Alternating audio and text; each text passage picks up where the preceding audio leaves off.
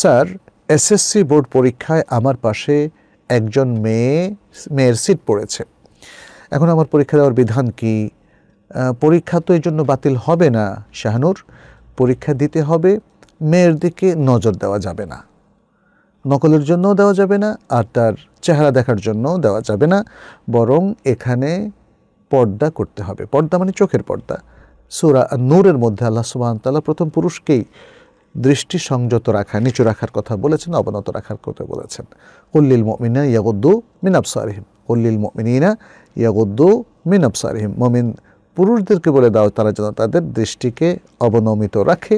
এবং পরবর্তী আয়াতে মেয়েদেরকে বলা হয়েছে অকুল্লিল মুমিনাতি ইয়াগুদুদনা মিন আবসারিহিন্না, এবং মেয়েদেরকেও বলে দাও তারা যেন তাদের দৃষ্টি অবনমিত রাখে, সংযত রাখে। তাহলে এবং আমরা জানি যে এক একজন একটু দূরে দূরে বসে, তাই না? পাশাপাশি তো বসে না, অনেক দূরে দূরে বসে। ফলে মানে পরের ব্যক্তি বা আগের ব্যক্তি মহিলা হওয়ার কারণে কোনো সমস্যা নেই। যদিও যদি আমাকে জিজ্ঞেস করা হতো আপনি কিভাবে সিট ফেলতেন, তাহলে আমি বলতাম যে আমি ছেলেদের হলে ছেলেদেরকে, মেয়েদের হলে মেয়েদেরকে সিট ফেলতাম, তাই না? এটাই উত্তম। এটা উত্তম নয়, বরং এটা ইসলামী বিধান।